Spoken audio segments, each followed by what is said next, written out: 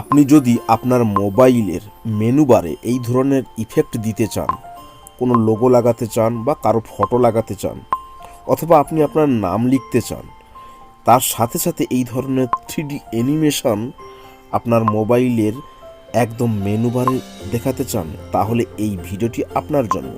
Hello বন্ধুরা, আশা করি সবাই ভালো আছো। আমি আয়ুব, আপনারা দেখছেন লাইফস্টাইল।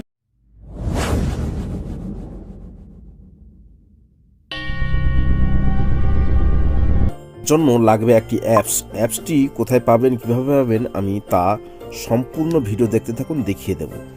এবং পারমিশন চাইবে, পারমিশনটা আমরা অ্যালাউ করে দেব। অ্যালাউ করে দেওয়ার পরে এই অ্যারো চিহ্নে ক্লিক করব। অ্যারো চিহ্নে ক্লিক করার পর পরের পেজে যাব। পরের পেজে যাওয়ার পরে আবার পারমিশন চাইবে, সেই পারমিশন চাইলে আমরা ওকে করে দেব। ওকে করে দেওয়ার পর অ্যাক্সেসিবিলিটি মেনু এই অপশানে গিয়ে অন করে দিতে হবে। আমরা অ্যালাউ করে দেব। অ্যালাউ করে দেওয়ার পর আমরা আবার ব্যাকে আসব। ব্যাকে আসার পর অ্যাড আসতে পারে, অ্যাড কেটে দিবেন বা এই জায়গায় ক্লিক করে চলে আসবেন। পরেরটা আবার একটা পারমিশন চাইবে, পারমিশনে অ্যালাউ করে দিতে হবে। ডিসপ্লে ওভার আদার অ্যাপস, এই পারমিশনটা দিয়ে দিতে হবে। আবার অ্যারো চিহ্নে ক্লিক করে আমরা পরের পেজে যাব। পরের পেজে যাওয়ার পরে এখানে যে টিক মার্ক আছে, সেই টিক মার্কে গিয়ে ক্লিক করে আমরা পরের পেজে চলে নেক্সট বটমে ক্লিক করব। নেক্সট বটমে ক্লিক করার পর তারপরে আমরা গট ইট এই অপশনে আমরা অ্যাড আসলে অ্যাড কেটে দেবো। তারপর প্লাস চিহ্নে ক্লিক করব।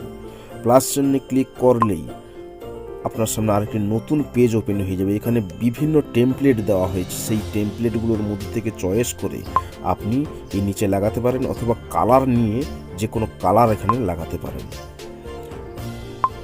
অথবা আপনি গ্যালারিতে গিয়ে যে কোনো ফটো আপনি এই জায়গায় লাগাতে পারেন। আমরা গ্যালারিতে গিয়ে ফটো একটি লাগাবো। সেই ফটোতে আপনি যদি আপনার টেক্সট এডিট করেন বা আপনি কোনো পিকচার লাগাতে চান, যে কোনো কিছু লাগাতে গেলে আপনি এখান থেকে এডিট করে এইভাবে এডিট করে লাগাতে পারেন। তারপরে আমরা ব্যাকে যাব।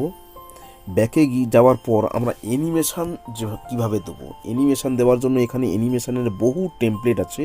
সেই যে কোনো টেমপ্লেট আমরা চয়েস করে নেব।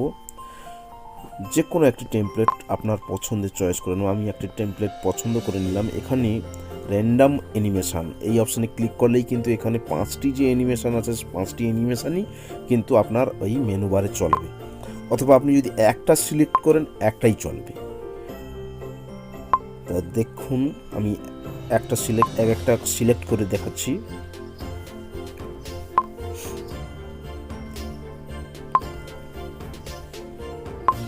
তো এখানে এই যে টেক্সটটা কি সাইজে লিখবেন, তার জন্য শেষ পর্যন্ত ভিডিও দেখতে থাকুন, বুঝতে পারবেন কি সাইজ করলে এখানে আপনি যে কোনো ফটো এডিটর অ্যাপস নিতে পারেন। আমি পিক্সেল ল্যাব নেব। পিক্সেল ল্যাব নেওয়ার পরে ইমেজ সাইজ করার কোনো প্রয়োজন নেই। নিউ টেক্সটে ক্লিক করব। নিউ টেক্সটে ক্লিক করার পর এই অপশানে যাব। এই অপশানে গিয়ে পেন চিহ্নে ক্লিক করব। নিউ টেক্সটের জায়গায় আপনি আপনার পছন্দের যে কোনো টেক্সট লিখে দিতে পারেন। তো আমি এখানে লিখে দেবো আমার নাম। লিখে দেওয়ার পর ওকে করে দেবো। ওকে করে দেওয়ার পর আমরা চলে যাব টেক্সটের ফন্ট স্টাইল চেঞ্জ করার জন্য। ফন্ট স্টাইল চেঞ্জ করার জন্য এবি অপশানে ক্লিক করব। এবি অপশানে ক্লিক করার পর ফন্ট সাইজ মনের মতো করে, পছন্দ মতো করে আমরা চয়েস করে চেঞ্জ করে দেব। চেঞ্জ করে দেওয়ার পর আমরা এই টেক্সটটিকে একটু ছোট করে দেব, কারণ এখানে বড় টেক্সট দিলে মানানসই হবে না। ছোট করে দেব। ছোট করে দেওয়ার পর এই টেক্সটটিকে একেবারে মিডিলে রাখতে হয়। মিডিলে রাখার জন্য এই অপশানে গিয়ে ক্লিক করে মিডিলে করে দিতে হবে। তারপরে এখানে কালার চেঞ্জ করে দিতে পারি। টেক্সটের আপনি আপনার পছন্দ মতো করে কালার চয়েস করে এখানে দিতে পারেন। তো আমি এখানে একটি কালার চেঞ্জ করে দেব।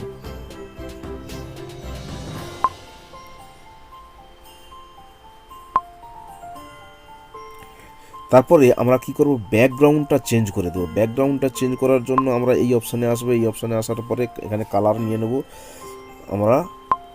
আপনি চাইলে যে কোনো ব্যাকগ্রাউন্ড রাখতে পারেন। আমি একটি ব্যাকগ্রাউন্ড পছন্দ করে দিয়ে দেবো।